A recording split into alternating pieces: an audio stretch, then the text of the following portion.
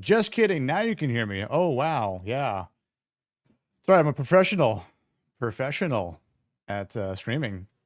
And another Friday with Nick at noon here. We're going to talk about a couple interesting topics that I've bookmarked throughout the week that to me, if you know what I cover on Monday nights, every Monday we cover a new movie that talks about masculinity, masculine Mondays, and why masculinity in cinema is important because there's this culture that thinks that masculinity is bad. And I feel like a lot of people, especially in Hollywood nowadays, are against what true and real masculinity consists of.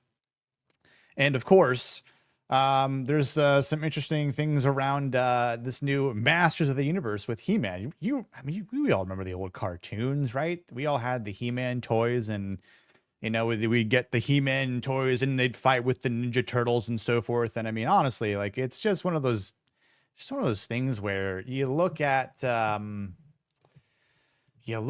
new movies being made from the old IPs that we love when we grew up with. I mean, if you're as young as I am, I'm not going to tell you how old I am, but not that I'm ashamed of it either, because I feel great. But it is concerning when you look at, these movies like G.I. Joe and Transformers and now He-Man and, the old Ninja Turtles.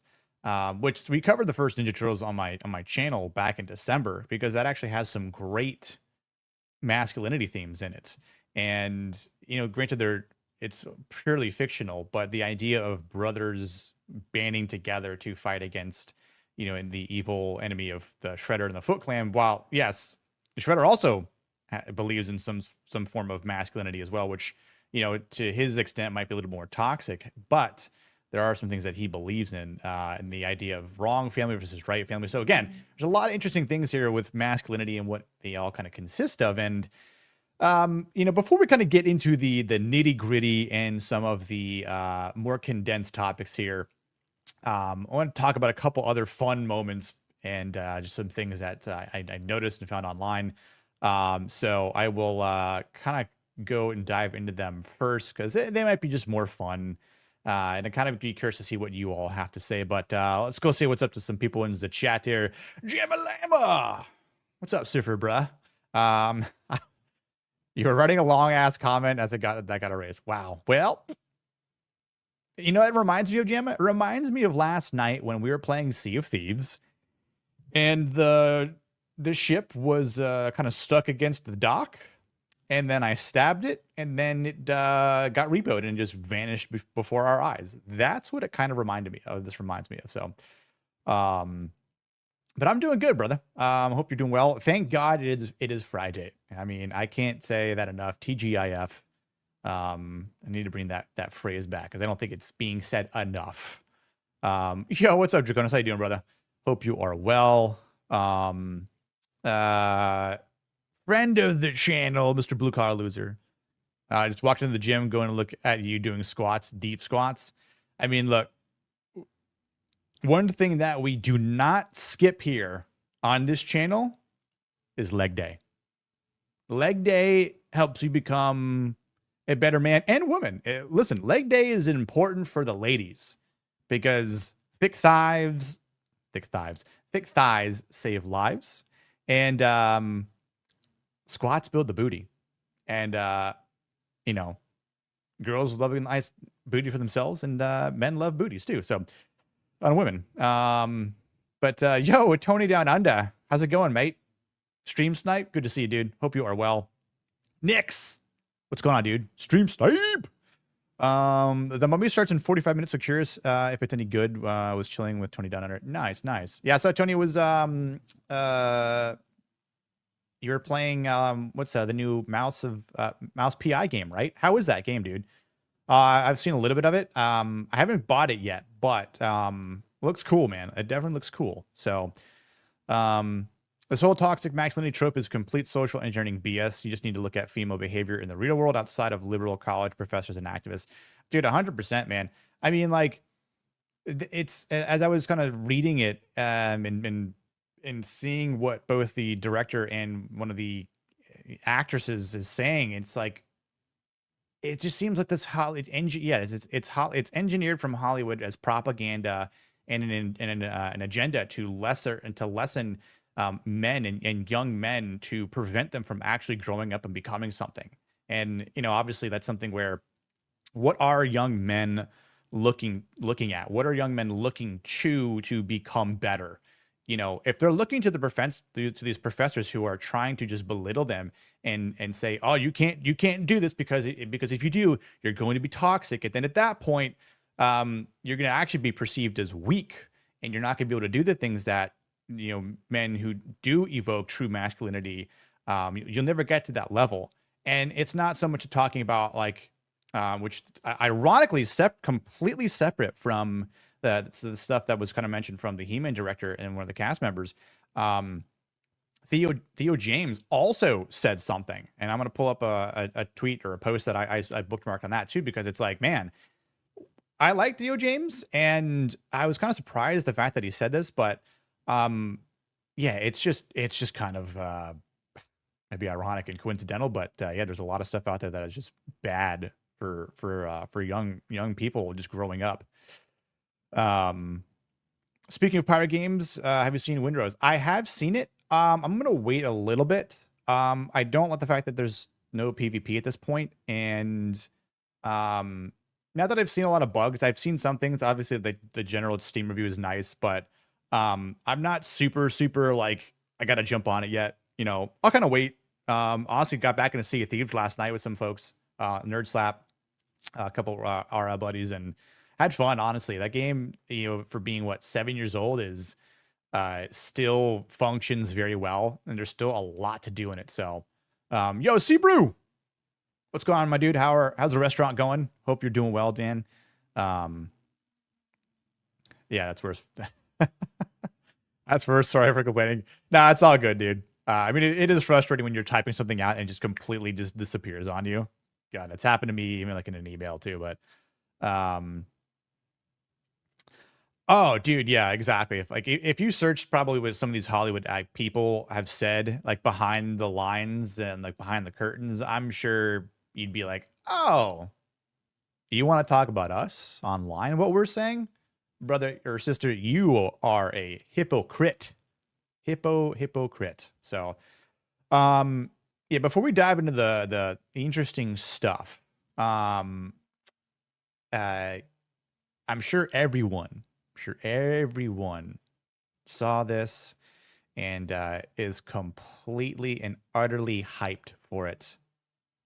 Gojira -0. Oh man.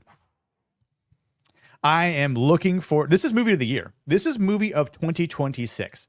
I don't care about Dune 3. I don't care about Avengers Doomsday. And while they might be good and they might do decent or better, maybe, hopefully, for their sakes, they need to do well in the box office. I think Godzilla -0 is going to wipe the floor and blow people's minds. I am beyond hyped for this. I think this is definitely going to be the movie to watch. The small teaser that we got, I've probably watched that at least a dozen times and paused it. And my boy here, he's been working out. He's been working out. He's been getting the trap muscles going. Like he's working on his shoulders for boulders here. He's got his more dorsal fins coming out. I mean, I'm not saying he's been juicing. I'm just saying that when you have your first form, we saw this from Dragon Ball Z numerous times, right? When Goku couldn't cut it at Super Saiyan 1, what did he do? He powered up. Gojira's just doing the same thing. Gojira's like, all right. First level didn't do it, but second level will. And I mean, my God, he looks terrifying, and that's exactly what he should be. I mean, obviously, Takashi Yamazaki is he is a fan. He is a believer in his craft, in his product, and obviously, kind of coming from the culture of Japan and being fully embedded in what it implies to fans worldwide. And I think one of the most ironic things about it all in terms of the effect it's had on Western culture. I mean, there's so many people that love Godzilla here in the West, and I know elsewhere around the world too. But I mean, when a Godzilla movie comes out and it does well here in the United States, that means something, and it means something to the to Toho, and it also means something to any director that's involved, especially Yamazaki here. So, again, it's been 2 years since Godzilla brought devastation to Tokyo. So, like now we're in the year 1949. We've got our returning stars with Kimika and Hamabe. So we got Noriko back in Ryu. So yeah, like it's cool, and obviously, kind of curious again. If you haven't seen Godzilla minus one, please go do that and watch it in black and white, because watching it in black and white, the noir version eh, that is amazing. I got to see it in theaters, and it was breathtaking. It blew me away both times. I was not prepared the first time I saw it. I saw it in a 60-foot like IMAX screen, and I mean, just seeing the visuals and hearing the audio in that movie was exhilarating. And I think because this is the first truly shot IMAX Godzilla movie that we're seeing here and we're getting later this year, this is going to, I think, floor people.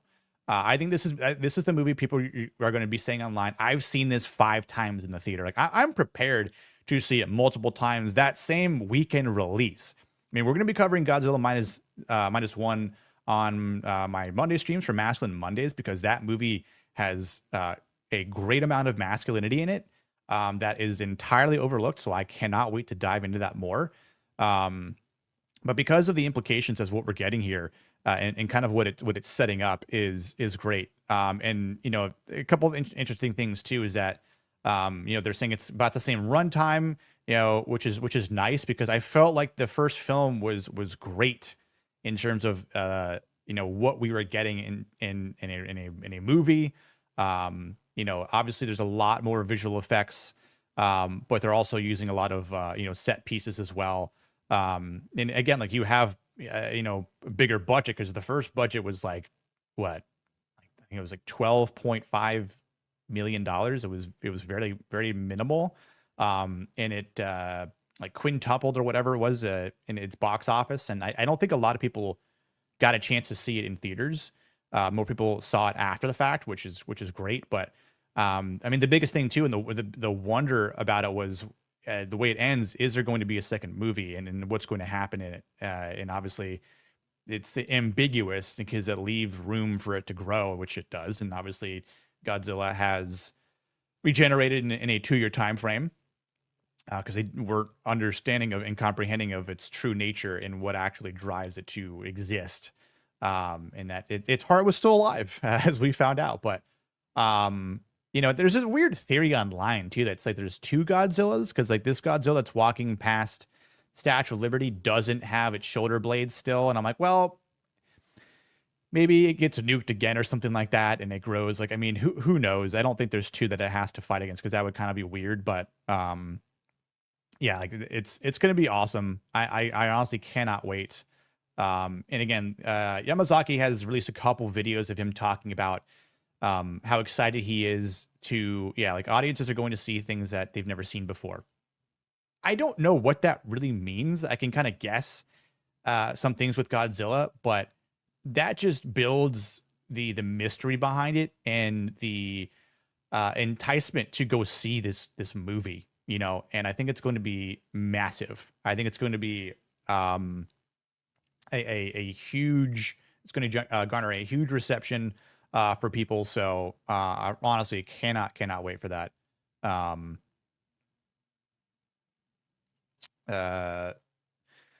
Uh, it's funny, Nick, because Tony did a live reaction to the new Street Fighter trailer. So I was gonna do the same thing. Honestly, I've not watched the Street Fighter 2 trailer, or Street Fighter trailer. Not I went to Street Fighter 2.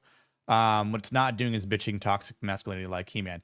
Yeah, that was gonna be an interesting segue. Ironically, so.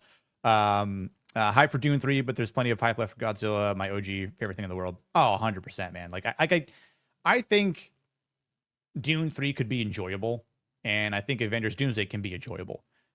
Will they be good? Will they be box office successes? Not sure. That's TBD. But we'll see, right? So, um, yeah. What's up, Ronan? How you doing, brother? Um, yeah. And then come back and watch the replay. But yeah. Um, yeah. What's up, Nerd Slap? Dude, after you left last night, our ship got stuck against that dock and it disappeared on us. It got repoed. Like vanished. So we kind of lost the Smugglers League loot. So, it's not bad, but I wonder how they're going to fight him.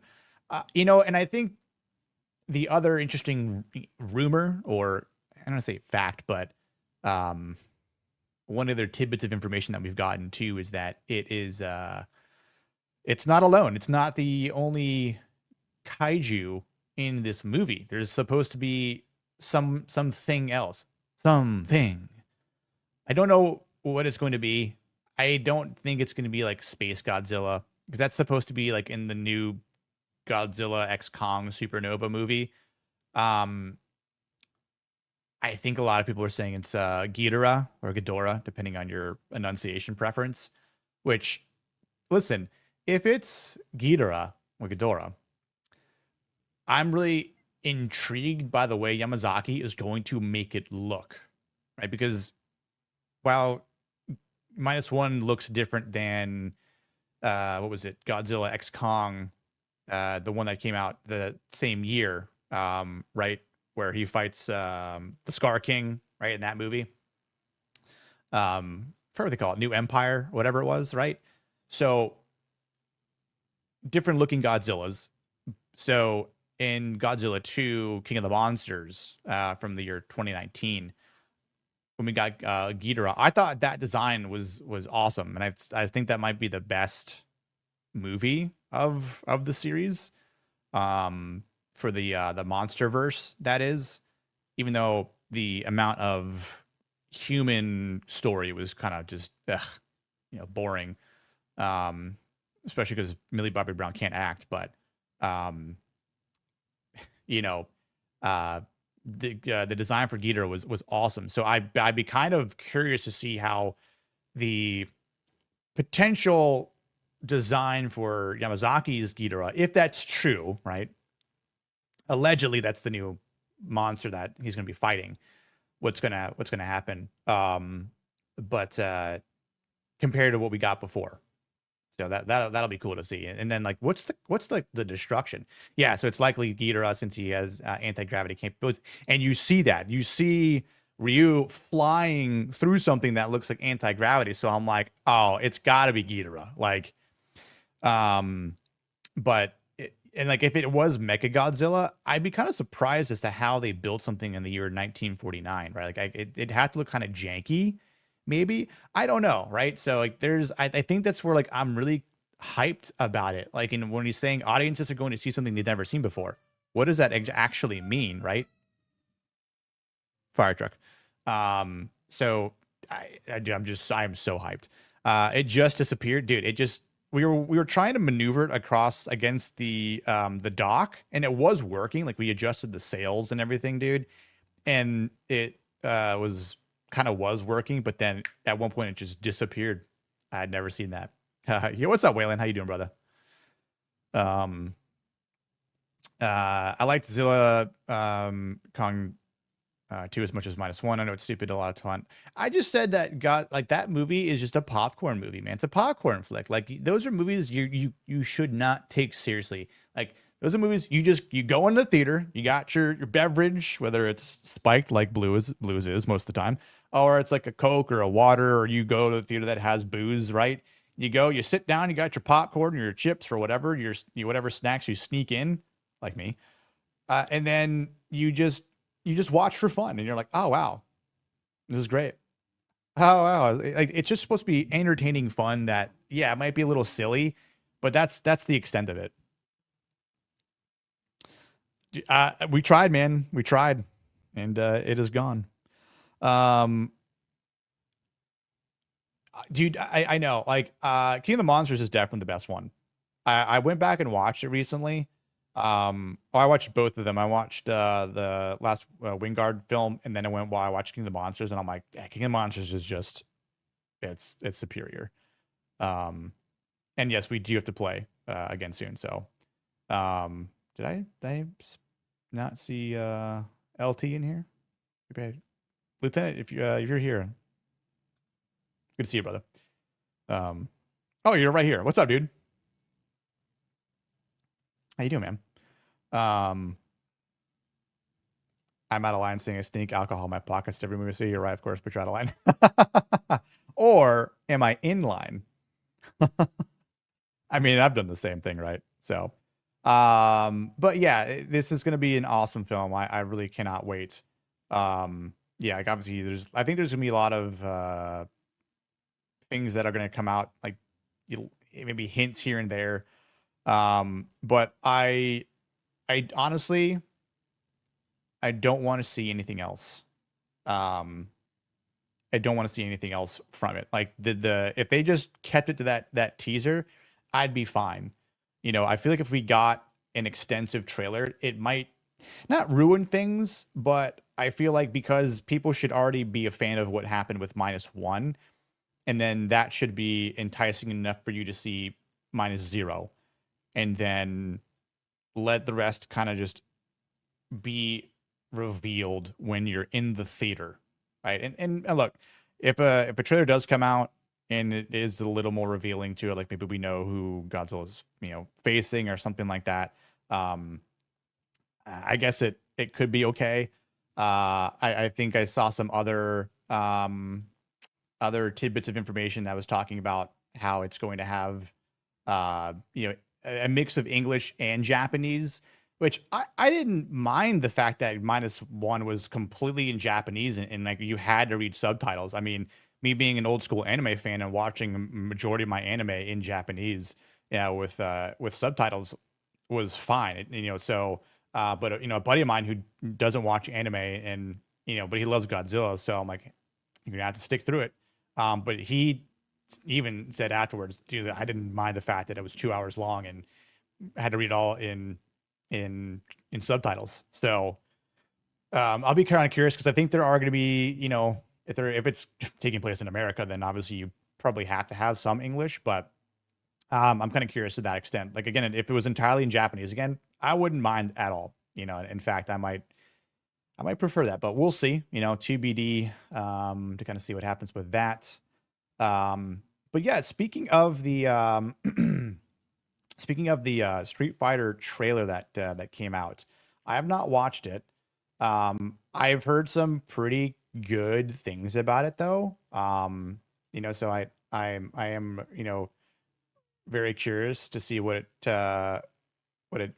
happened. So let me share my screen one more time and we'll look at this official trailer together and we'll talk more. Yeah, you're supposed to bring flasks, 100%. um, and yes, I will. I've been listening to songs a lot and narrowing it down. So, um, problem with Zilla in this area, you don't have enough technology to battle him when he keeps leveling up. Nukes at this point are just going to piss him off and make him stronger, apparently. So yeah, give me that radiation, right? What has me super curious is that Yamazaki said that the U.S. military plays a big part in this film's overall theme, right? And so that's where I think some of the curiosity kicks in, Ronan. Where, yeah, you're probably gonna get that English, the English, what do you call it, language there. I was gonna say English accents, American accents, but I'm definitely curious to see what how much of a role they play or like how much of they're going to actually fight against Godzilla, which I think they're probably going to be a big adversary. And then again, like does Ghidorah show up and start attacking New York as well? And so then it's like the U.S. military and Godzilla have to team up, so to speak. I mean, we'll find out, right? But I used to watch some French and Italian movies with subtitles, and also love Kurosawa movies. So subtitles just force me to pay attention. Right, and that's the other thing too. Like subtitles do force you to pay attention and actually read and understand what's happening. Because sometimes you can listen and kind of just in one ear out the other, right? And I mean it happens, but so yeah. But this trailer here, this trailer here does look a bit interesting. So let's find out. First time watching it. This is a live, fresh reaction. I've not watched it, so here are my live thoughts. I got good news, y'all. I think the one thing that going into this was questioning on is how the M. Bison actor was going to be. That was one of the biggest questions I had. Gathered here are the world's best fighters. I won't deny it. Dalsim Yoga Flame, which I hope the stupid copyright music doesn't hit me on this, but dude, I'm not a big wrestling fan anymore, but I have to say Cody Rhodes might be the best pick for this.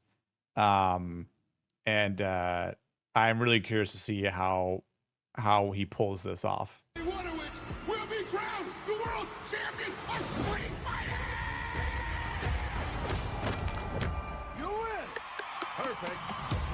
Perfect. Oh, that was great. Homeboy who plays Ken here, he was in the oh god, what was that show called? Rookie or The Rookie, something like that on Netflix series. He plays like a lawyer that gets picked up by the CIA or whatever. I thought he was good in that, but obviously he's not like. I mean, he got jacked for this, right? I mean, dude put in the work to fulfill the part. So, off topic, I just heard the pendulum squat machine. Funny, I can handle 6 plates, no issue. Barbell squats, 185 hertz. Shoulder surgeries, dude, kind of officially done with barbell squats. Dude, yeah, you know what? Not to be fully go off on a side topic here, but I don't really do barbell squats anymore, dude. I mean, I don't have any back or knee pain, and I mean, the last barbell squat I did was like 335. Like I think maybe year and a half ago. I just do hack squats and linear hack squats. I'll do the squat press and leg press, and then belt squats. Belt squats are my new jam because I can actually overload on those without hurting my lower back and without having any knee pain. Like barbell squats are for when you're younger, I guess. And like I said, unless you're doing like lower weight, like if I want to do barbell squats just for fun and do like, I don't know, 4 sets of 12, I'll just do like 225, bang them out and be done with it. You know, I'm not trying to go for like super high barbell numbers. Like I'm not trying to push 400 pounds on barbell squat. Like I'm not trying to compete in strength training right now. So, but everyone knows Mortal Kombat. I don't know what Mortal Kombat is. I know what Mortal Kombat with K is though. But yes, dude, MK2 and Street Fighter in the same year. I mean, we're living in a great time period, aren't we? In 2026 here. You're not a warrior anymore. You're a sideshow. What's up, MTV? I'm Ken Masters. I love the fact that they included like the car where you try to just damage the car in the time frame. That's great. This is your shot at redemption. Dude, 50 Cent as Balrog is so perfect. Who are you gonna show? The path I'm on now is not one of. I mean, obviously Ryu is going to be an important role, and Chun-Li too. which I think she's got the thighs, which is an important role for Chun-Li. Damn. Maybe it's Ken's turn to be champion. Dang, son. I am really curious to see how this is gonna play off. I know, dude. Like, I think Paramount's pretty chill about it, and Legendary is. I mean, better than Warner Brothers at least.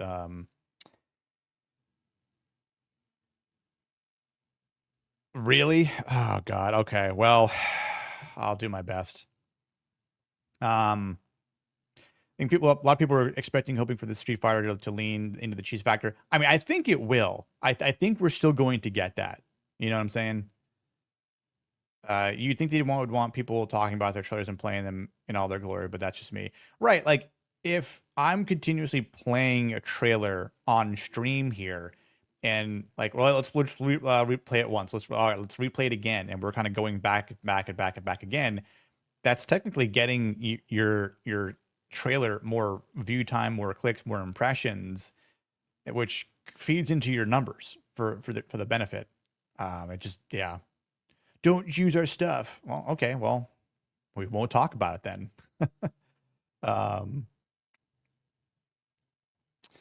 Yeah, I've seen a couple of different people talk about that. Ironically, Blue, which is very interesting. So, such a masterful time period in this time of silent depression.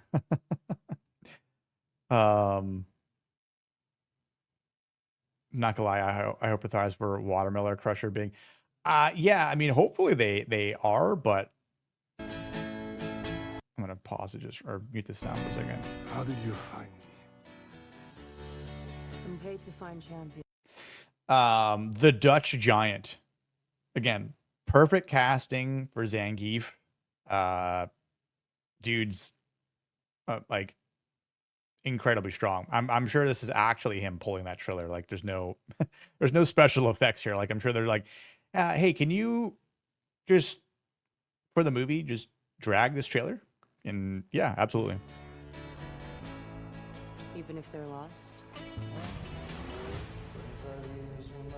Yeah, I'm not a huge fan of the song being in the trailer or movie, but I mean, I guess that's cheesy in and of itself.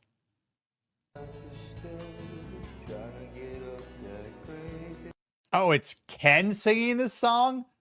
Oh my God. Oh, that's cheesy as hell. And it is World War Tournament 2. Okay, so this is essentially Street Fighter 2. That's amazing. 1993, dude. Good to see you, old friend. Yeah, I mean, so there's going to be some backstory too, which I don't know if we're getting a sort of flashback per se, but I hate the fact that I have to keep pausing it and just for the sake of copyright. Just let it play. Give me back my freedom.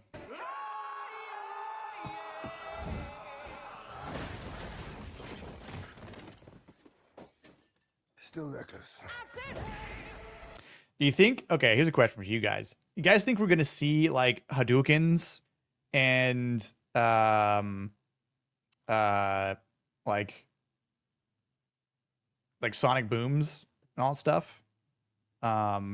Is kick chat disabled? It shouldn't be.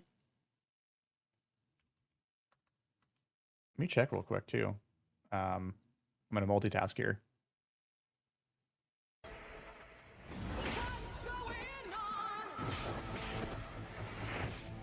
Sit down. This tournament is not what it seems. We have to be ready. Like, we got to see like the Shoryuken and the Hurricane kick, right? The Drexic like the funny pronunciation of it, that everyone always gets wrong. Some people were whining about Dave Masculinity being Bison. I'm fine with it. Go Google Bison. The dude is built like he's 600 pounds. Most characters are cartoonishly drawn. Right. And that was, again, like my curiosity. I don't so much care the fact that he's not going to be this huge, bulky character, right? Like he was in like the animated movie or in the video games either, right? It's more so, can he pull off the persona? and the demeanor of M. Bison. That's kind of what I'm looking forward to. Boosh! What's going on, my friend? How are you doing? Trailers and the issue with the music. I know. Yeah, so sucks. I have seen the animated Street Fighter stuff. I love it. Let's see here. Just on point for Zangief physique, hair, beard to a T. Oh yeah, dude, 100%. So, this why does it have a pearl necklace? I think those were diamonds, but I mean, I digress. Yeah. Just keep watching. Okay. No one tell him watch the whole trailer. Okay. Hold on, let me keep going then. I'll catch up on chat.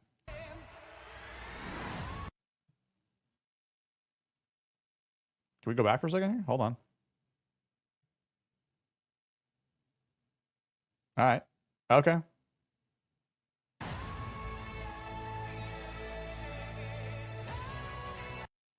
Yeah, I imagine we'll see some sort of like yoga flame, yoga fire.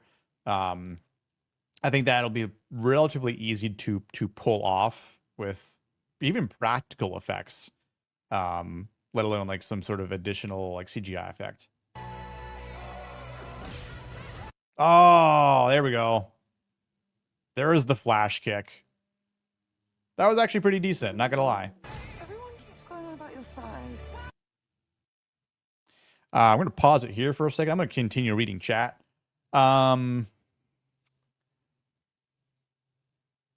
they show a Sonic Boom in another trailer? Not that I know of. Yo, Rossi, what's up, dude? Woke up this morning peeing blood. Hashtag kidney stone.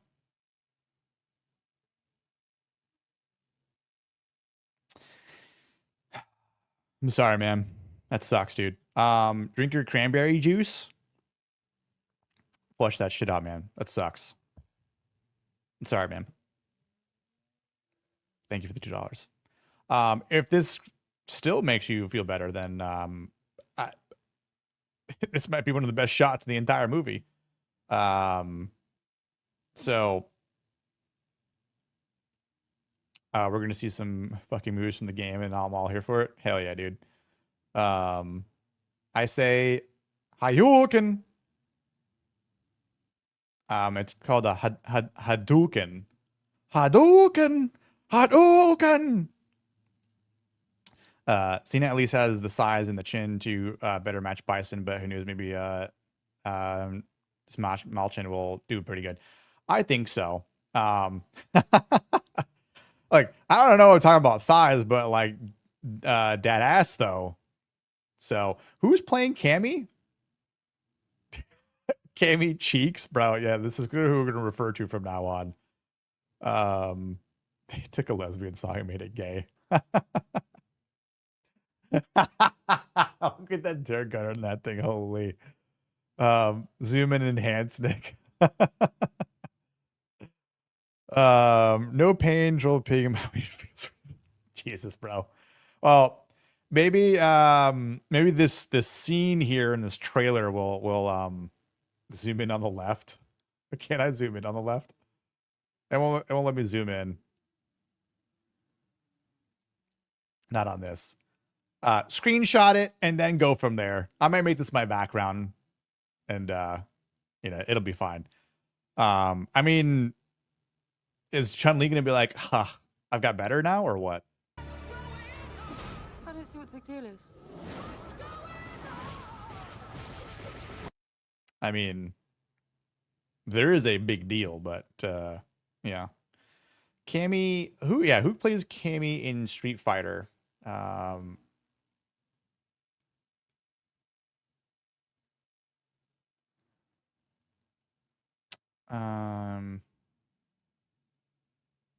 Actress Mel Johnson. Oh, she was in the 2021 movie, huh? She's a Thai Australian actress. Oh, interesting.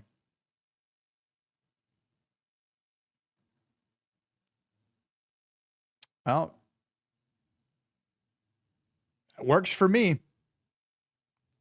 I'm sure a lot of people are going to love her.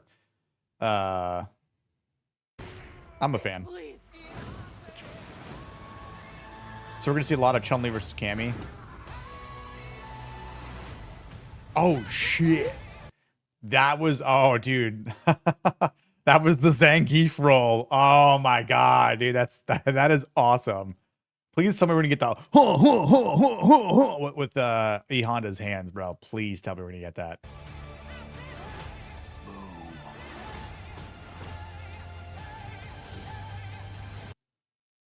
Dude, yeah. Akuma, man, this is going to be awesome. So, okay, so we are going to get these type of visual effects. That's awesome. That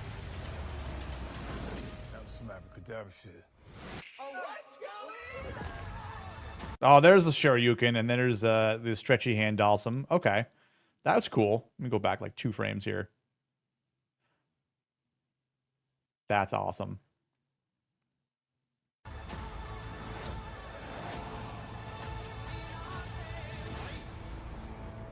We finally got to see Jason Momoa as Blanca. I'm positive that a fireball came out of Ryu. Oh, snap.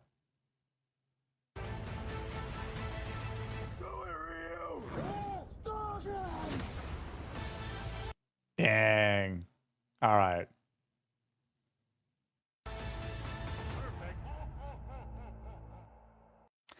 Man, I'm hyped, man. I think the fact that we're getting both Mortal Kombat and Street Fighter in the same year, that's freaking amazing, man. And dude, yeah, I think Roman Reigns is perfect for Akuma. 100%. Yeah, dude. I mean, I could definitely watch that. I'll probably watch it again, like straight through. Because that looks on point, man. Hot dookie. I think the only thing I would criticize, just my own opinion, is Chun-Li saying, bitch, please, I don't see her speaking that way. Right, yeah. Like, I think what could be the hardest thing to like nail in this movie is like the dialogue for characters. But yeah. What was the reference? Hold on.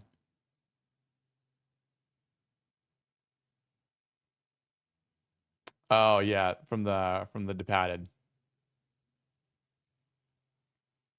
The Departed. I thought about covering that at some point on Masculine Mondays. I mean, I would almost have to see if we could get Alec Baldwin's finger on as a guest, perhaps. I know he also streams at the same time, but perhaps we could have him guest when he's done with his stream. You know what I'm saying? That would be like a pretty cool thing. Yes, some people whine the Dragon Punch the cartoonish. Well, what the hell do you expect? Like real, right? Like it's got to be a cartoon. It's based off a freaking video game, dude. Like, the movies are as good as the trailers. Then, bro, these will be fun. Dude, I expect nothing less than just a fun time, right? And I think both of them will make money. I think they're gonna make money. I don't think they're gonna hit $1 billion, but I think they'll like at the very least break even and make maybe like gain some net positive. Someone who could beat everyone here with Zangief back in the day is so underwhelming. I don't know, man. I mean, I think I mean it's just a trailer, you know what I'm saying? I mean, the fact that you do see like the strength of Zangief, you do see his little like cyclone barrel move.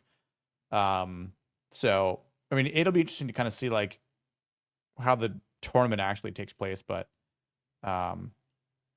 it is. But I feel like at that point you'd have to look at it from the perspective of Damon's character and of Leo's character, because Leo doesn't have anyone, right? Really, and his family's all screwed up, and so he looks to Nicholson's character almost like as a father mentor figure, right? It's like, oh yeah, he knew his uncle, right?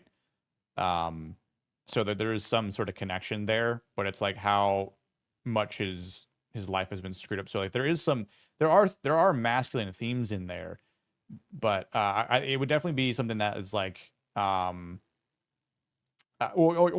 Queenan would be a positive figure at that point.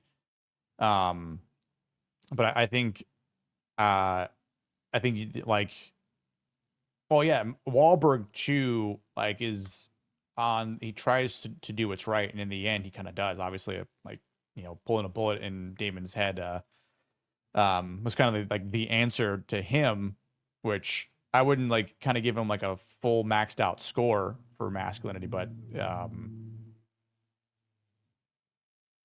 exactly, Queenan is the real father figure. So I could say I think there are aspects, but it would definitely be a fun movie to like look under like a microscope and like analyze, or magnifying glass, whatever.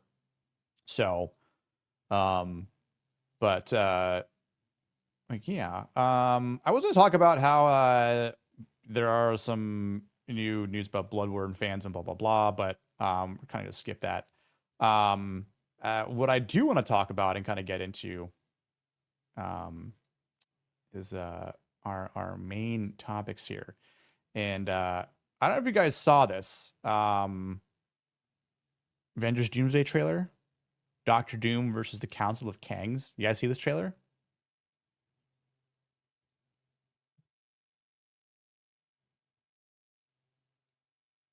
Yeah, what's up, Goodwin? Quint, that's Queenan.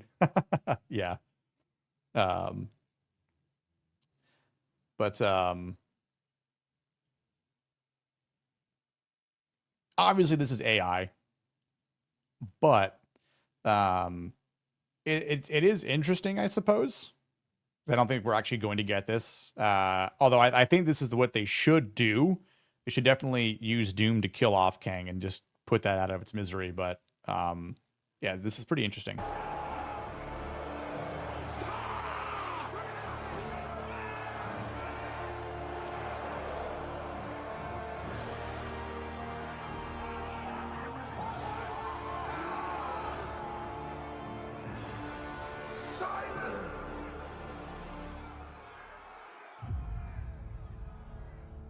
The exiled one has fallen.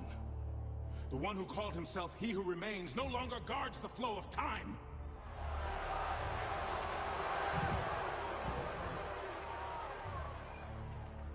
Our shadows recede. And now, the multiverse shall behold its true sovereign. I was under the I was like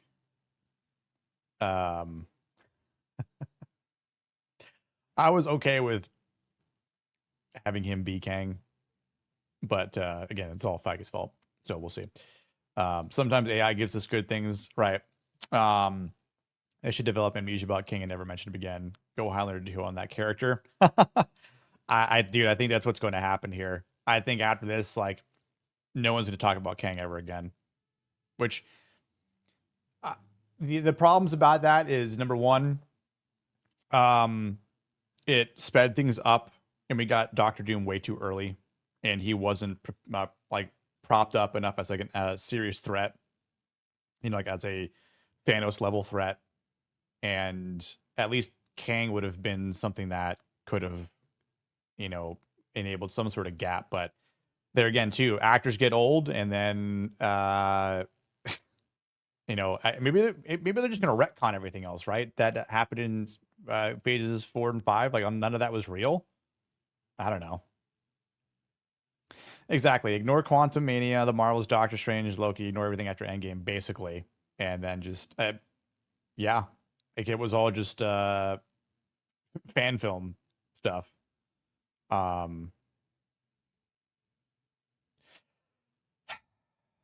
Exactly. Well, again, look at who you had in charge.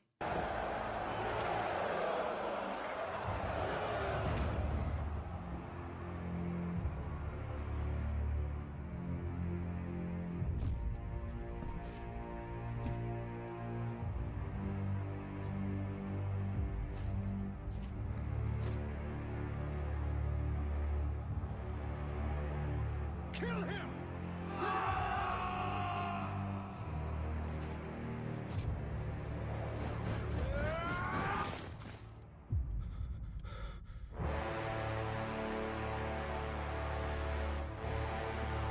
And the jankiness of AI sometimes, right?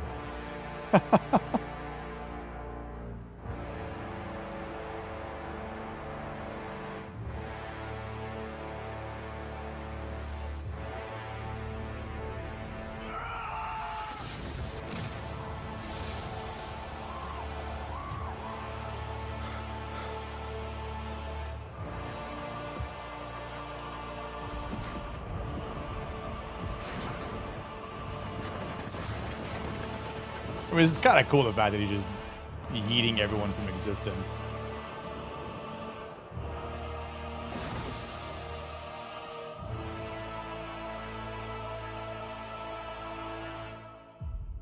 What have you done? I removed the noise. Where is it? It's no longer under our control. A throne beyond time. Give me a name. Loki. I can help you. I don't think so.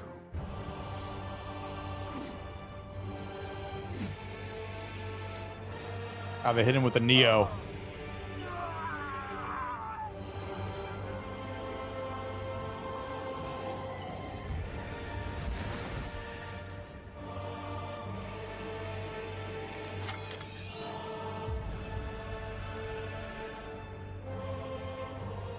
We'll meet soon, Loki.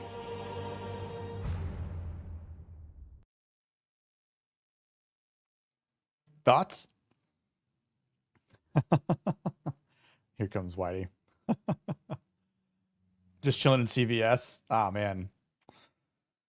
They will acknowledge King. They're too meta focused to do otherwise. Yeah, for sure. For sure, man. So, a white man is speaking. Listen in, Neil neighbor.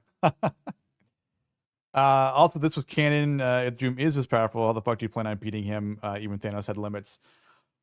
Yeah, and I mean, obviously, like in the words of the Russo brothers, they're taking the 1980 and the 2015 runs of Secret Wars, and that's kind of what they're molding into Doomsday and Secret Wars. So I'm going to be very, very intrigued by it. So, like, I want to say this as a spoiler because it's really not, but in the 2015 version, right, like you have the split at like where, who is it? Doctor Strange, Stephen Strange actually becomes Doom's like right-hand man. So Thanos is there. Thanos gets like, Mortal Kombat fatality, like Scorpion, like rips his skeleton out of him because it's God Emperor Doom. So, I mean, really, it's here's the sad part. It might come down to Pedro Pascal, as Reed Richards is the only person to stop Doom. And the fact that it is Pedro Pascal is just, why couldn't it be like John Krasinski? Zach C, what's going on, brother? How you doing, man? Well, so this is interesting, right? Because again, allegedly there are early previews that people have said it doesn't suck and it's just as good as Infinity War. Those are some big shoes to fill and some hefty words to be speaking. I think a lot of us obviously don't have faith in the MCU and Kevin Feige. So, it will be very, very curious to kind of see how this all comes together. I don't know honestly what to believe. There's a couple other tidbits of information, from the con yesterday where they were talking more about it. So it's like we get tidbits of information like Shang-Chi fights Gambit for whatever reason. I don't know why. Channing Tatum Gambit, I presume. Obviously we knew this was going to happen. Mystique transforms into Yelena. Why? What significance is there behind this, especially when we are probably sure that Mystique's going to get killed off. Thor fights Doctor Doom, who stops Stormbreaker with one hand. To your point, Blue, how the hell are they going to stop him? Right? If Stormbreaker decapitated Thanos. He almost killed Thanos too, even by hitting him straight in the chest. So now he can just stop it with one hand. Kind of like how Hela stopped Mjolnir with one hand and then just destroyed it. So Doctor Doom has an accent, a Latvian accent that we're getting from Robert Downey Jr. I'm sure people might criticize it. So, and then Fantastic Four meet Thor and New Avengers. I mean, we kind of knew some of these things were going to be happening. So I don't think there's like really that much that is revealing, I guess. I did see an interesting clip though too, which again, they're just dudes acting, and I don't think there's like a whole lot of things to take away from it, if you will. But also I need to check to my kick. Is my kick chat working? There's slap. I'm trying my kick chat right now. I just typed testing. Does it come? Okay, it comes through on StreamYard. So, I don't know. Maybe it's a setting it on Kick that's acting weird. But let me show this other thing here. Again, you can kind of take this away for what you will from the two guys, rivals. This guy, man, this guy, I love you, Downey, but this guy, I don't like him. I'm just fighting words. Oh, I'm doing this again? Are they really? Really? Keep it on the set, guys. Keep it on the set. All right. Keep it on the set. This guy. So, obviously, we know this is going to happen too. Steve Rogers is going to get pulled back from time. Thor and Steve reunite, as we just saw too. So it's basically going to be scene 1, take 2 from Civil War, except now they're, dealing with alternate version of Tony Stark as Doctor Doom, pulled from a comic book, which we saw. I think Robert Downey Jr. pointed at in a previous Instagram post some time ago, where he was like, in his locker or in his trailer or something like that, or whatever, at home, and you can kind of see on the table, and it's like, oh, like they're obviously pulling stuff from comics, cool, but they're going to be altering things for themselves because it has to fit into the world of the MCU, which is not the same as the comic lineage. But you should have gone for the head. Should have been 10 films like Thanos for Doctor Doom. Did 100%. And we got a post-credit scene from a lesser Fantastic Four film. Let's be honest with you, Powerhouse is Captain Marvel, which is stupid. Both Hulks are worthless, and Thor is weak compared to Captain Feminism. Thor is second to her, also built up to Doom. I mean, the fact that, I'm sorry, Captain Marvel is not more powerful than Thor. Nope. And honestly, like, if we don't get like Rune King Thor here, I'm going to be very disappointed. And I know they were saying and Chris Hemsworth had said we're kind of going back to we're finally getting a serious Thor here, and not Taika Waititi hilarious Thor. So,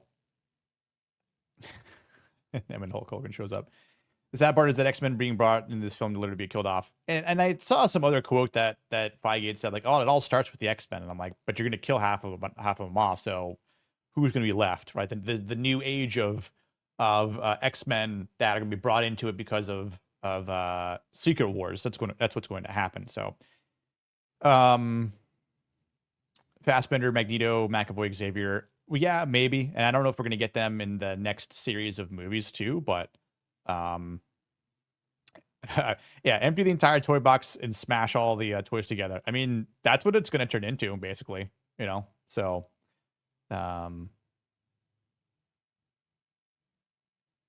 Make the toys fight. Let them fight.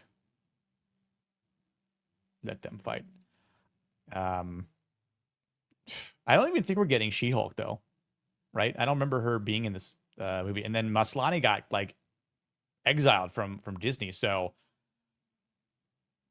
bye. I don't think we need it. I don't think we need her. As Star comes back, hopefully upgrades Jarvis to Lincoln Osiris maybe mode. Dude, I have no idea what they're gonna do with that. Honestly, like it's the kind of same thing. Brie Larson's toes. We gotta talk to our foot king, Kata. Khalil Too Short. But yeah, we'll see. You know. Now let's get into the nitty gritty stuff. The stuff I'm sure people have been waiting for.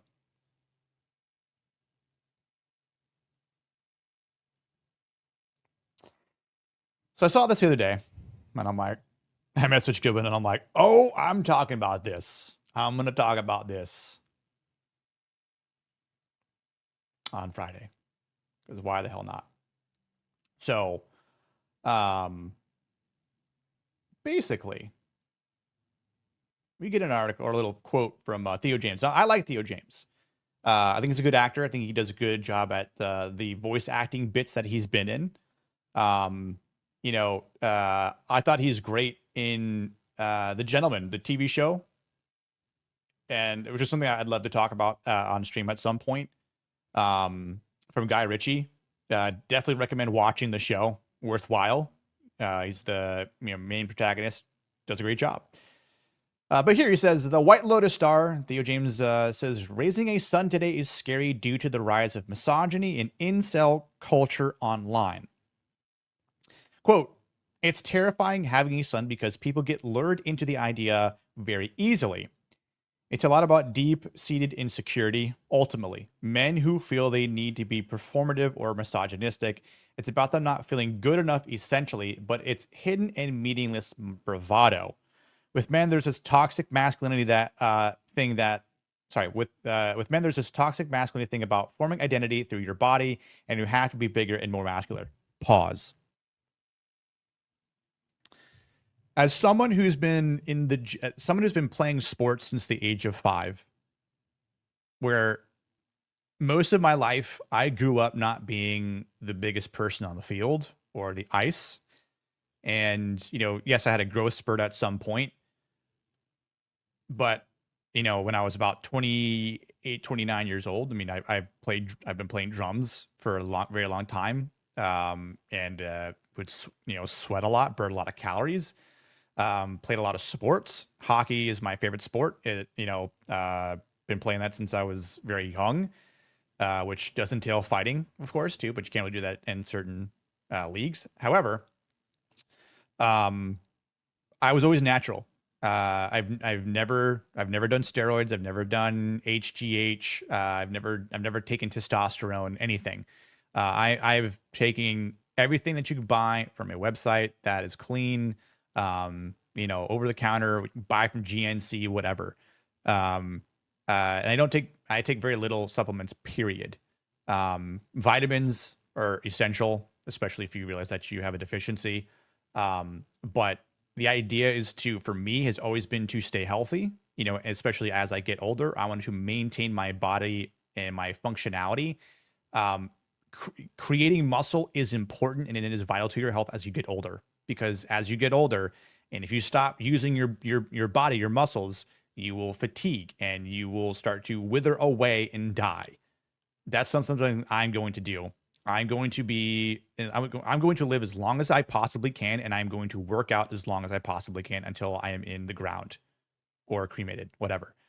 I've seen, people who are World War I vets two vets, people who fought in wars, who are 100 years old, and we're still lifting. I saw a guy that was 102 years old. He's still lifting dumbbells.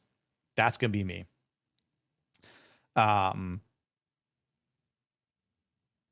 I'm not defending Theo, but Andrew Tate and Nick Fuentes shouldn't exactly be role models either. Right. And I don't think they are role models. And I think, what some of the things they say obviously are retarded, and extremely off point. Yes, it was. And you're also right, Rossi, too. Everyone's gonna be brought back after Battle Ward. I never had a growth spurt. Yo, what's up, Jarstud? How you doing, brother? Was watching each other, got dropped in here. What trailer? We watched a couple, but so all PR firms need feed them this shit. I know, which is so stupid, and it's kind of where I was like, this is all, especially even like the He-Man stuff. Yeah, odd how Theo James says nothing about toxic femininity that constantly attacks boys and men. Right. It's all an agenda and propaganda that the mainstream media in Hollywood creates to attack young men because they want to demean them, they want to belittle them, they want them to be nothing. They don't want them to grow up like men used to grow up, right? So who's gonna fight your wars? Who's gonna stand up when the job gets tough? And you're gonna rely on women to do that? No, you're not, because they're not gonna be able to do it. Vitamins, whiskey, protein powders, vodka, lean proteins, and rice, tequila. We need a balance, Nick. 100%. I mean, listen, I eat pretty clean about 80% of the time. I enjoy my whiskey neat on the rocks, old fashioned whiskey sours. Those are my go-tos, man. I love it. In my THC seltzers now, but I'm retarded. Other vitamins that can help. 100%, dude. The best vitamins you could absolutely take are vitamin D3, vitamin C, vitamin B12. If you just take those, you're good, man. Street Fighter, we were discussing on the Delia's Discord. We were just talking about Street Fighter as well, bro. You just missed it. But I just watched it for the first time, so I did a live reaction. Yo, what's up, my brother? AJ, what's up, dude? How you doing, man? Yeah, just kind of continuing on with this. It says there's obviously this epidemic with steroids and performance enhancing things with younger and younger kids. And it's not just movies and TV, but it is part of that. A lot of toxic masculinity comes down to unclear identity. They feel untethered, reduced. Let me say something about steroids. The steroids that the golden era of bodybuilding were when, Arnold were taking them, completely different than they are now.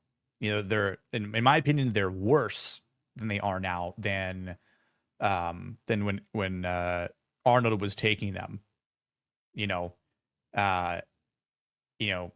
When Lou Ferrigno was taking them.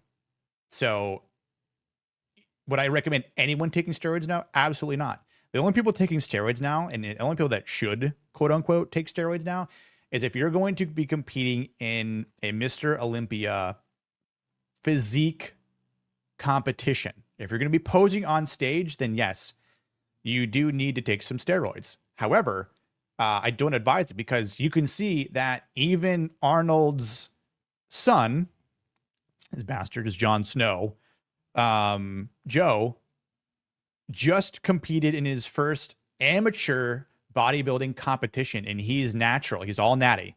He specified it, and he looks all natural, because when I was going to compete about a decade ago, that was the same approach I took. It's just in the kitchen. Yes, it's consistent work, but is in the kitchen. Now, taking steroids doesn't make you or means you convey toxic masculinity. Obviously, taking steroids can alter things in your attitude, your emotions. But again, that doesn't necessarily mean you're going to go online and start being misogynistic. Steroids and being misogynistic have nothing to do with one another, or being in this incel like culture online.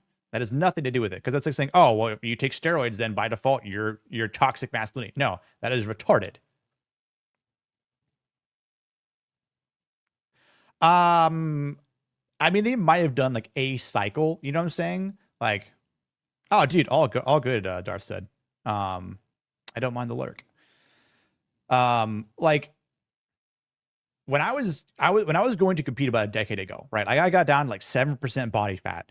I was shredded. I was also playing hockey 3 times a week. I was working out 6 times a week. I was eating 400 to 500 grams of carbs a day. I was eating 180 to 200 grams of protein a day. I was about maybe 50, like 40 to 60 grams of fat per day, right? Like I was measuring all my macros out, and I was in fantastic shape. And I was working with some people in the fitness industry, and one of the guys was like, "Bro, like if you did like a cycle of steroids, you're going to like rocket into success." And I'm like, but what if I'm not looking for that? What if I'm not looking for that attention? What if I'm not trying to do that? Like I kind of just wanted to be all natural, and like ultimately I didn't take steroids because if like listen, if I did a cycle of steroids, you would notice it like that. I could do it before and after, and you go, oh yeah, Nick definitely juiced. He definitely did at least a cycle, So, and listen, I do not recommend younger guys doing steroids. Now, again, your choice. You can do it. It's your body, but there are risks. The amount of young men and women I've seen die in the last decade is disturbing. People who are in their 20s, their 30s that are dying from steroids. It's just like, man, it's honestly very sad. But that doesn't mean that anyone's being misogynistic here. And honestly, it's very, very weird because like being muscular is not misogynistic, right? Like, you guys that are all here that know me, and for those of you who are watching that don't know me, because there's like 113 people watching altogether. A lot of people are you on X, so shout out to you guys. But a lot of people who don't know me, and when we stream on Monday nights, and we talk about masculine Mondays, we talk about masculinity in cinema, and we look at characters. A lot of these characters aren't muscular. Some are, but they're not like in Predator, and they're not the or like Rocky. They're not they're not having this bravado. They're not, completely shredded. And yes, I wear a tank top. I also live in Florida. It's hot as hell here, and we're in April. I mean, it's like 85 degrees right now. Like, granted, I'm inside with AC, but if I was outside, I mean, damn, you bet your ass I'm wearing a tank top. You crazy? But being muscular does not mean you're automatically misogynistic. And the fact that yes, I'm online.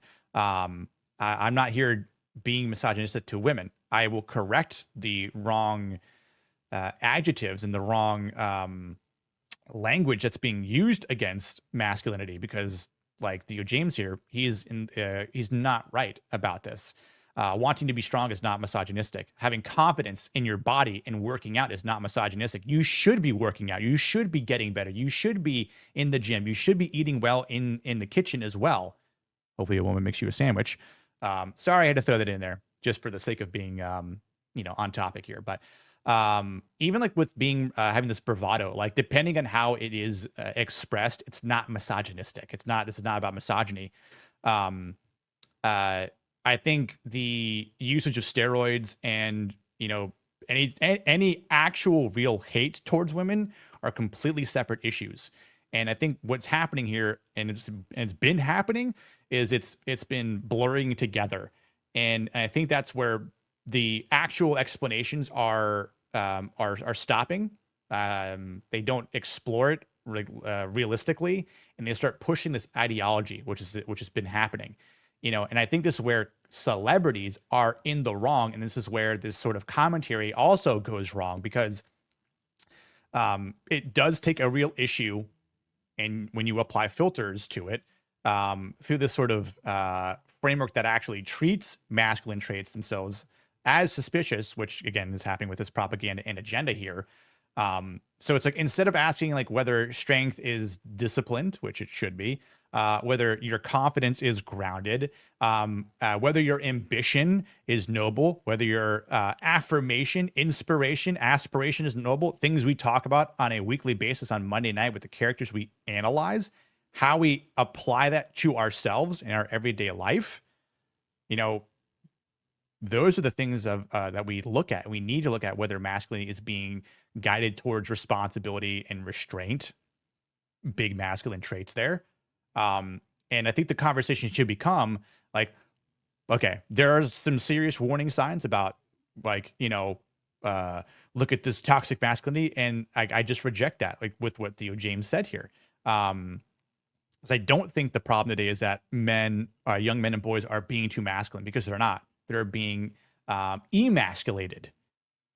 And I think the deeper problem here is the fact that they're growing up without a clear and healthy role model, and an actual model of true masculinity.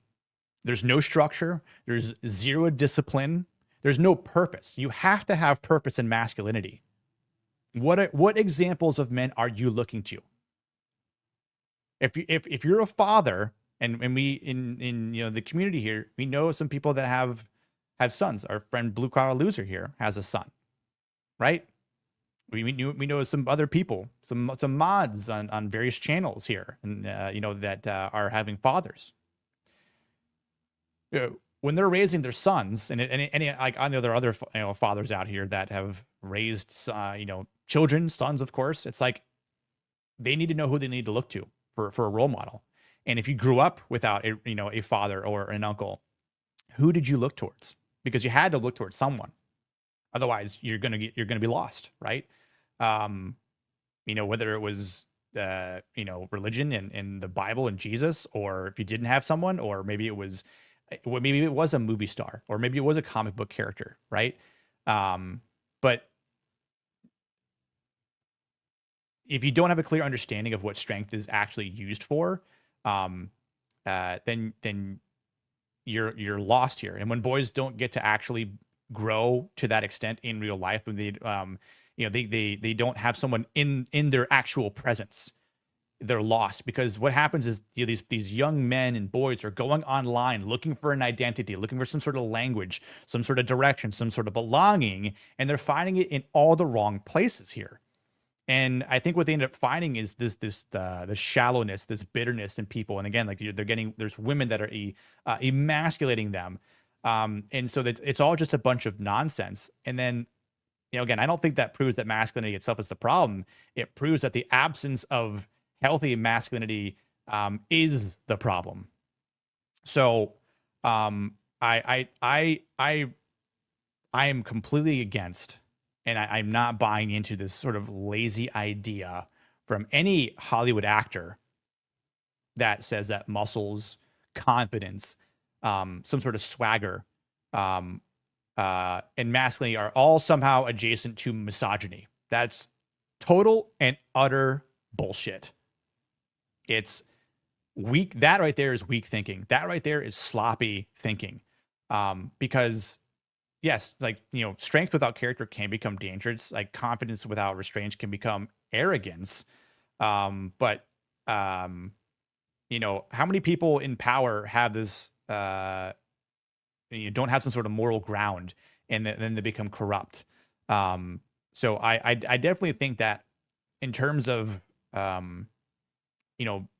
again, what masculinity needs to be a part of, is a proper formation of masculine traits, right? People need confidence. Like boys need, to find courage, bravery. They need brotherhood. They need some sort of mentorship. They need fatherhood. They need to find and have a moral compass. They need to look for restraint in things that come against them. They don't need less strength. They need strength that is guided by and controlled by discipline. They need to be ambitious. They need to find some sort of purpose. They need to find some sort of affirmation and strive towards that. Find your character. Find your person in your life that is inspirational. And if you're at a certain point in your life that you feel stuck, you need to dig deep and you need to find that aspiration. You need to look past what you are and become more. And again, that has nothing to do with misogyny, right? So the fact that somehow misogyny is getting tied into all this is just total crap. I think that's what Theo James misses here. The answer is not to weaken boys, especially as Theo James is raising his own son, right? He's going to do whatever he's going to want to do, as every father does. But I think he needs to teach his own son the masculine instincts, right? And to build something solid, mature, and noble, and that hopefully every son out there that is being raised by a father becomes a good man that is being taught and to use strength of what it's meant for.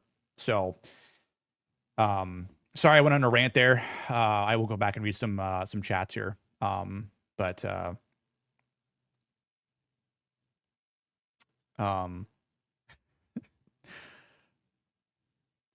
I respect Frank Gillo for saying, yeah, I take HGH. I'm 60. Who am I cheating the minutes in the NFL? Right. Like, and again, like if you're at a certain age and you're needing to take HGH or TRT, that's fine. But that doesn't make you misogynistic, right? It means you're trying to be healthy.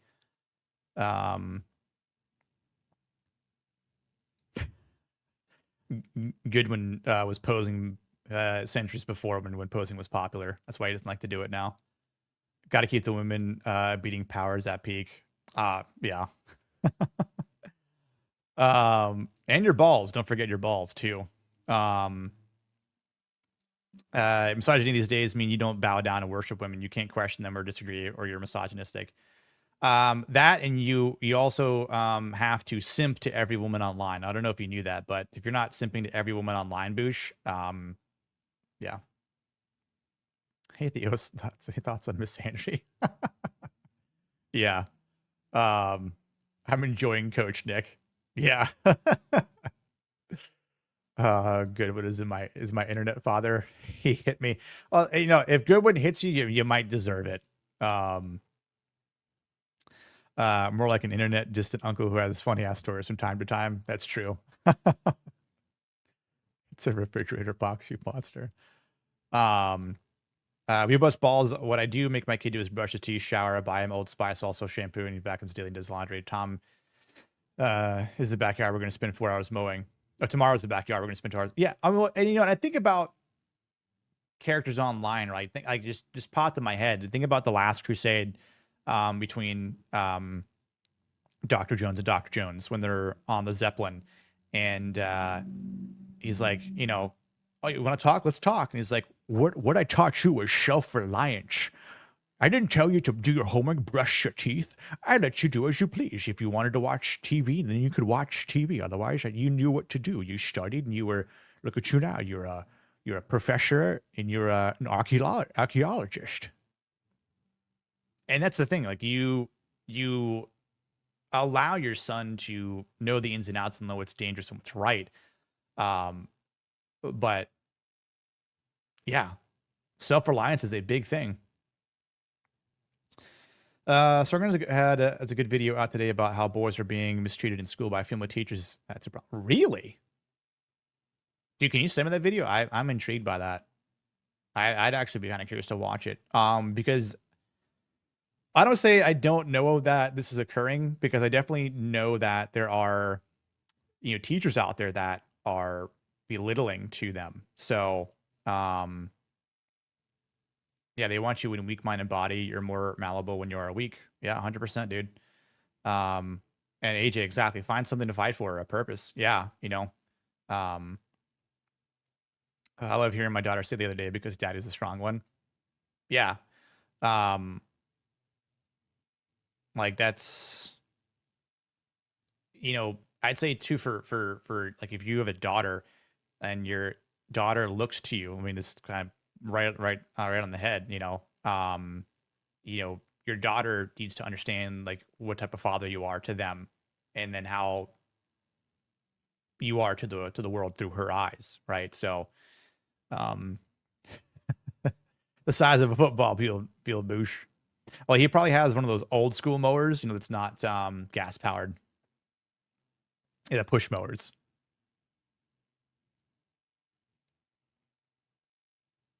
Okay, I'll check it out. Sweet, dude. Yeah, you want to DM it, it's fine. Entire public education system is feminized and suppresses the normal behavior of boys.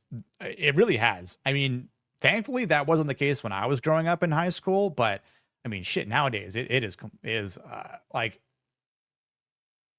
made me think that whenever I do have a son, I will be paying uber attention to the curriculum, and it's like if I need to homeschool, I will. If I need to, like, I mean, hopefully, it's my son's more so into sports, and then just gets a scholarship, but into maybe specialized school. But I mean, like that's just sickening, honestly. What some of the education systems are doing now. I mean, I think it also depends on what state you're in and maybe what city you're in too. But I mean, yeah, I mean, I'm very much contemplating on doing the same. I know that there are some good homeschooling systems here in Florida that a couple of my friends, one of my friends, she has 3 boys and she's homeschooling all of them. And I talk to her weekly about how it's going. And, like, I mean, I'm like, this sounds like this is the better thing to do, So, but yeah, hopefully Theo James, figures it out. Something like that. Last but not least, like, I spend the next like 25-ish minutes, and then I have a hard cutoff time at 2. Because I have a client I need to work with for work.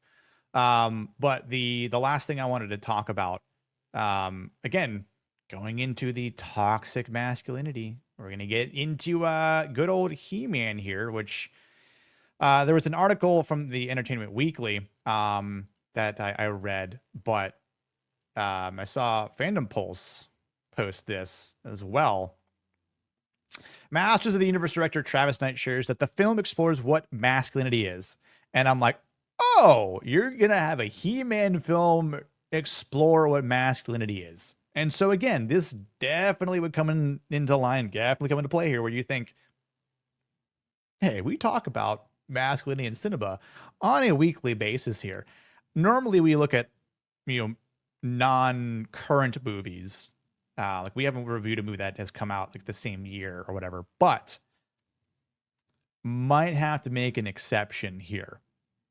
And again, this movie might get picked apart. So in the 80s, the mantra was real men don't cry. Boys don't cry. If you express any kind of vulnerability, you must immediately punch a fence post to establish equilibrium. So if you were born in the 80s, like myself, if you were flying off a ramp and you're trying to half pipe and you landed hard and knocked the wind out of you, hit your head a little hard, you might have a tear or two. And the first time you get punched in the face, you're like, oh shit, that hurt. Okay. Maybe you're trying to dirt bike and you fly off the ramp too far and you just scrape the ever living shit out of your legs and then you got road rash. As a young boy, in 5 to 10 years old, you might shed a tear, right? But for saying, oh my God, like, my toy broke, I'm crying and in tears, oh my God, guy took my toy away from me, I'm gonna cry. I don't think so. I mean, yes, the older generations were tougher. I don't remember ever saying I need to punch a fence post to establish equilibrium.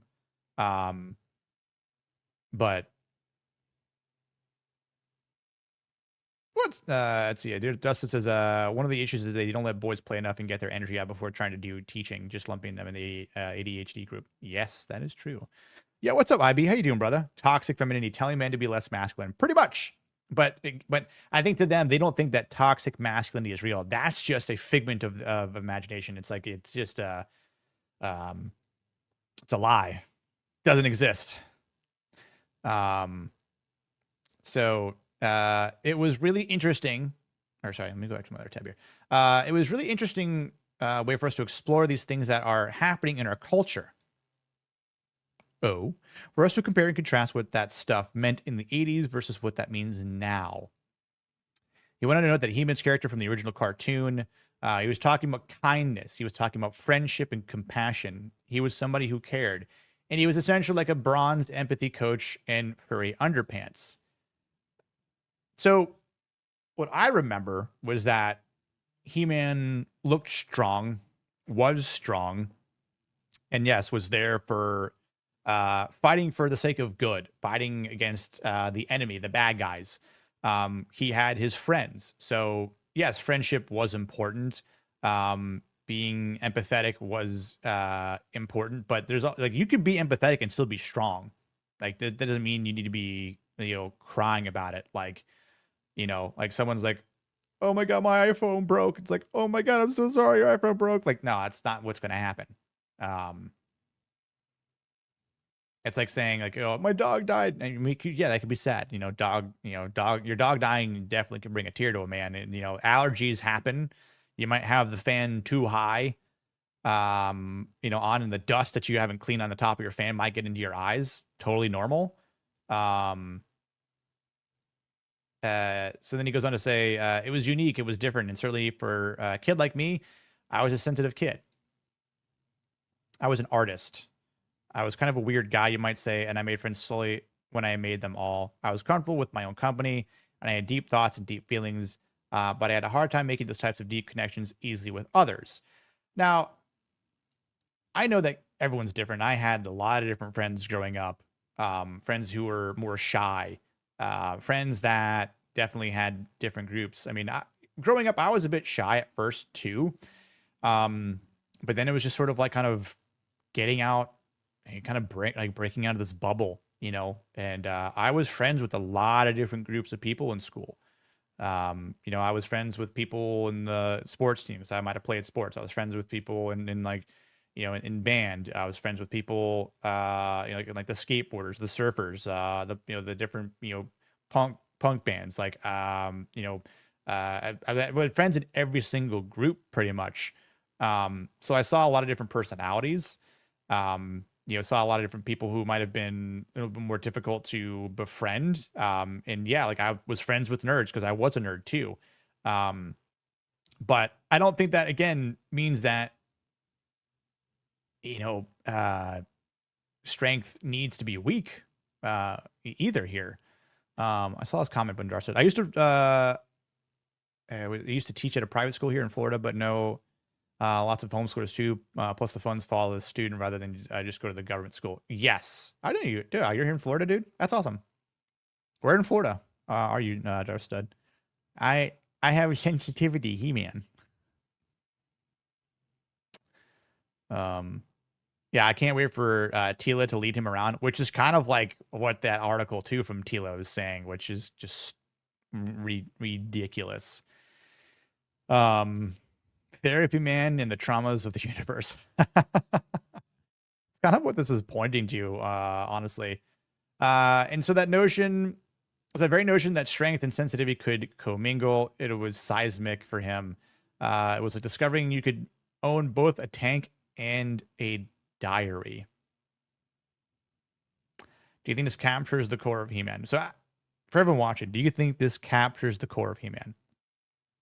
I don't think He-Man has a diary, especially when he's fighting Skeletor. So, now look, the trailer looked good for the most part. Like I'm intrigued by it. If there's any kind of curiosity about it, it's more so Jared Leto. It's encompassed, but because every movie he's in, it kind of just tanks.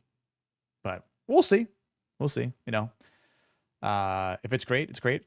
We'll see how it does. But I don't really agree with this. And then before I share all of my thoughts, I do want to go over to the other article that there's a great article from Entertainment Weekly that I can just quickly pull up too. But I did see this from the Geeks and Gamers page here, where from the article that's in the Entertainment Weekly, this is a quote from her. It says, "It's hard to talk about Tila without talking about her relationship to her father, because I feel like so much of who she is has to do with how she was, I guess, let down as a kid. And I feel like that really built this outer wall around her that's sort of like shielding this inner sensitivity. She's affected by toxic masculinity just as much as the men in the film. And I think she sort of adopted masculinity to protect herself in this very masculine world. It's how she survives. She's in survival mode. And has been for a very long time. Okay. Let's digest this for just a moment here.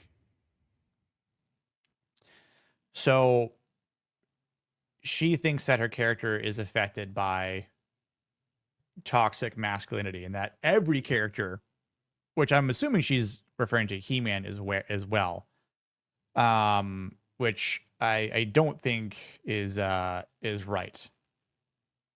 Right? Because I think for her and her character, or I'd even say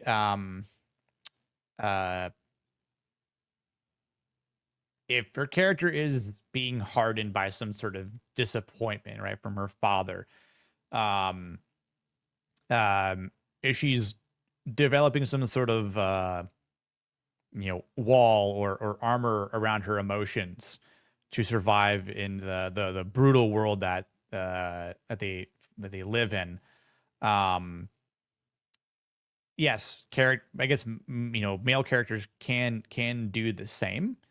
But saying that she adopted this sort of masculinity to survive, that to me is where a problem is created. Because it basically implies that the traits making her formidable, again, where she might be the one leading He-Man, which would be really stupid. Saying that she has this strength, this discipline, this stoicism, like that she's combat evolved and ready. That she has some sort of greater resolve than He-Man, which would, I don't know, would be true or accurate, are somehow inherently like male possessions, or worse, like inherently suspect. And I think that's where like her quote starts to fall off here. And I think again, if she's saying that she's affected by the harmfulness of her father, and other toxic masculinity traits, whatever they are in the film, I think it sounds more like this false ideology here. Again, kind of like what Theo was saying. I think that there's a big issue that kind of comes from again, like muscles equal, like being muscular equals toxic, right? Which again, I don't think is ever the case, but it especially shouldn't be the case in He-Man. So it could just be the way she said things that aren't correct. And like I think you said earlier, Jamma, where like a PR firm is just feeding her this type of stuff to say. And again, I think these journos are asking like the dumbest questions because they want to build this idea that we need to emasculate men, and that like women and girl bosses are the future. And that, women could do anything and they could be masculine. It's like, no, women should be built on real femininity here. Not saying that, you can't have good female characters, right? Like we have gotten plenty of good female characters in movies, as well. Ripley, Sarah Connor, just to name a couple. We're not talking about Rey Skywalker or Palpatine, whatever you want to, freaking say her last name is. Or Fury Road or whatever, the Mad Max, whatever, Charlize Theron character was. I don't even remember. I don't care to remember anymore. So my response to it is that, again, this just goes back to being muscular is okay to have. It is okay to have strength that is disciplinary. It's okay to have and find courage under pressure, because that's where being courageous comes from. She can have responsibility. She can try and provide some sort of protection. It's fine if she's going to be loyal to the group of heroes that she's in. It's good. It would be good for her to have some sort of moral compass and restraint. So I think for Tila's character, beyond what I know, it kind of just seems like she's saying everything that is in this movie that is shaped by betrayal, disappointment, and the need to survive is ultimately toxic. Where I think that I think she has a misunderstanding about what masculinity truly means. Like there are virtues of masculinity that are important rather than like what defense mechanisms can arise. So I do think whatever she said in this Entertainment Weekly article, which I can also pull up here, which is, you know, again, more wordy than anything. And again, I think it's also this you know, problem about journalism nowadays, right? So, like this is again an interesting article, nonetheless. Let me zoom in a little bit more here. But you know, a lot of guys like the main actor here, you know, put in the work. Obviously, he's even saying like he learned a lot from the work he put in. Obviously, he got jacked and you know, obviously had to you know, yeah, buff up a bit, which is fine. But like, I don't even think he looks that muscular. Like, honestly, I could probably get more jacked right now than he is. And I'm just, I'm not a Hollywood star. I don't know. Right. So I'm just a normal dude, I guess you could say. But that doesn't mean I evoke toxic masculinity, you know, so, but I'm recording video diarrhea.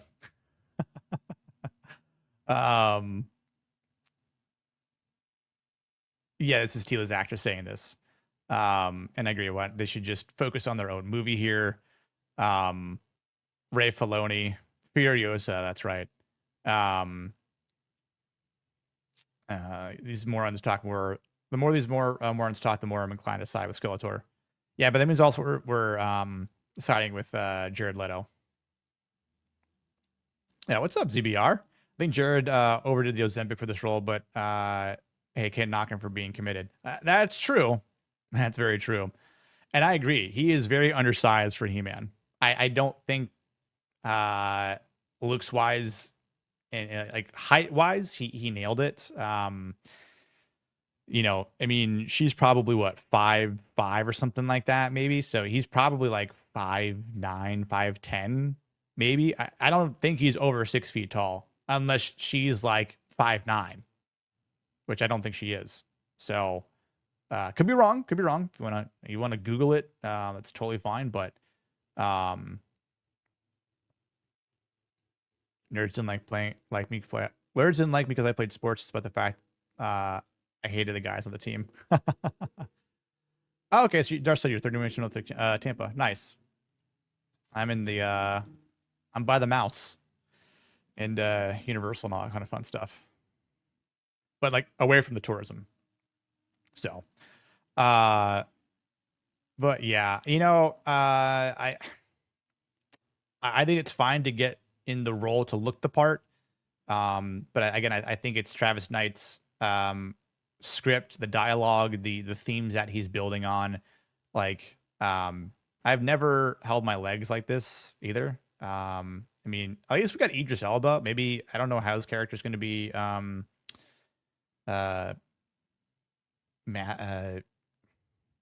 have toxic masculinity. I don't know. But yeah.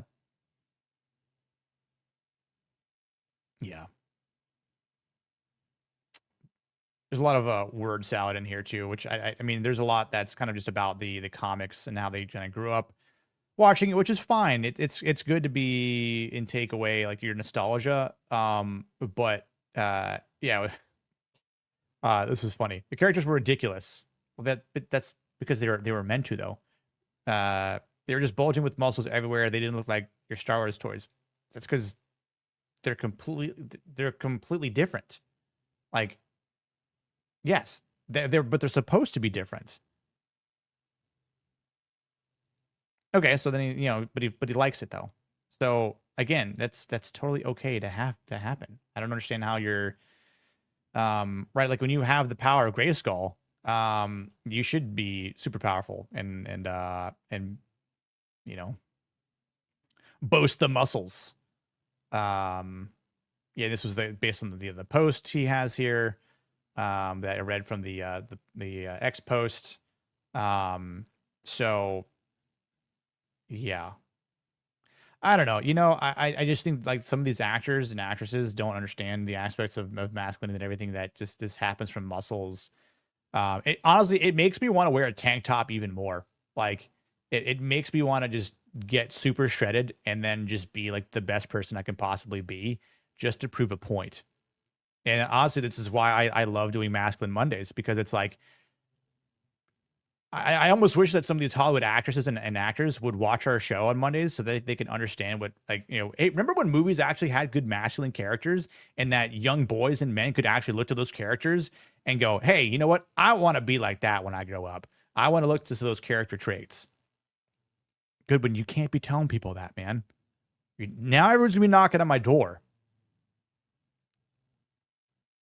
The new He-Man is so hot. He's so short. No woman ever. Cantor toys were bad, though. I agree. Puts it in the modern writer working out his theory via his scripts. Pretty much. Yeah. I should meet up with Adam Francisco. He's in Tampa. Huh. I don't know if I've ever heard of him, but I mean, I'm always down for meeting folks. But yeah, I think at the end of the day, like again, Skeletor looks cool. Total side topic. I just hope they don't destroy his character and that Leto just ruins it. But so yeah, where was it? Yeah, okay, talking at Tila. She is a warrior. She's trained. She's more physically adept than Adam is. Certainly at the beginning of the movie, she's a better fighter. She's more acrobatic. She's smart. She's strategic in ways that Adam isn't. So Tila is ultimately better than Adam at the start of the movie. Which I guess if this is a origin story of how he becomes, He-Man, then I don't know. We'll see how that pans out. But deep empathy underneath her. Which I think, yeah, women should be empathetic because they should be more feministic. And I think that's the thing about that binds them together, that they just see the world as slightly different. We see that in minor ways in how she cares for her father, how she believes in her father even after he spirals.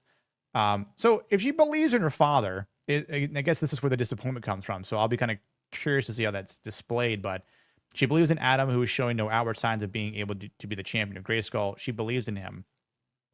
Okay, so she believes in him to be champion of Grayskull. How is that fucking toxic?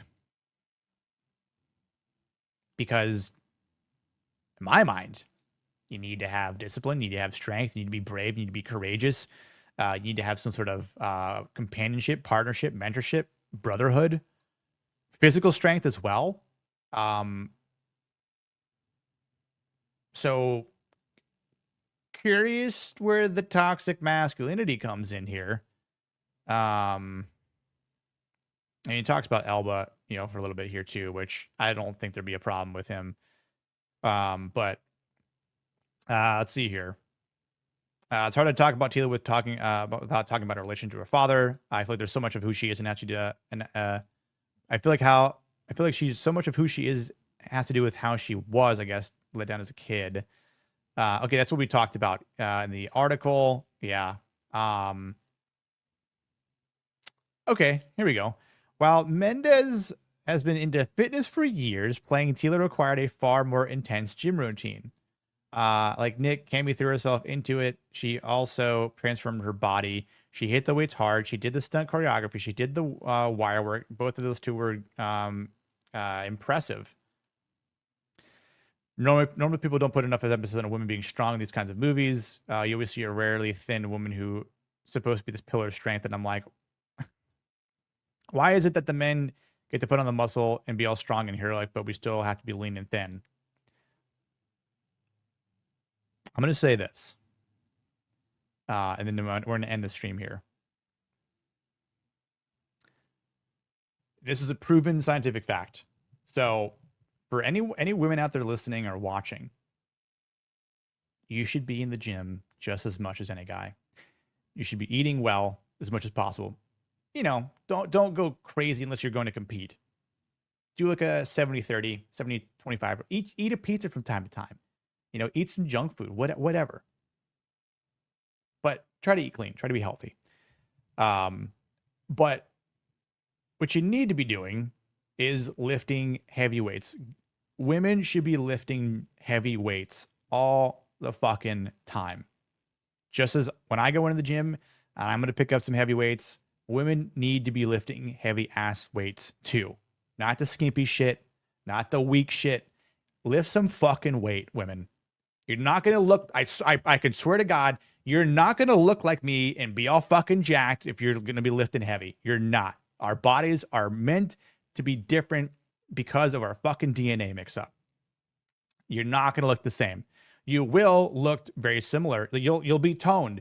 You'll have muscles, but you're not going to be super fucking jacked. You're not going to have a cobra unless you know, are going towards that for a competition purpose. So for Mendez to train and work hard in the gym, to look athletic, to look toned, to look somewhat muscular, like she's not going to be jacked like Adam is in the movie. Like they're going to be completely different.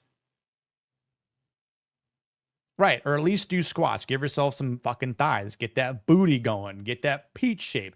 Dude, like, it's okay for women to do bench press. You're not going to lose your tits. I mean, obviously you'll lose fat because you're trimming down, but you're going to be gaining muscle. Muscle weighs more than fat. You're going to look better. If you want to get implants after that, go ahead, get some fake titties, whatever. You do you. And I know a lot of women in the fitness industry who are super fit. They're not muscular, whatever. And then they're they get fake tits. That's fine. Some don't, because they're okay with it. They're confident. They're not insecure.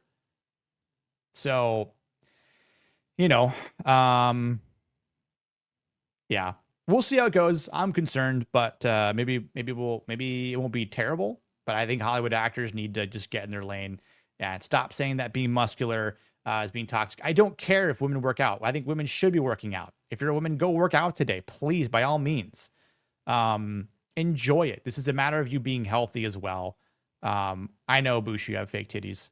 But yeah, at the end of the day, like, I always encourage people to go work out. Yeah, I understand you can't do it 6 days a week. Do it 3 days a week. That's better than nothing.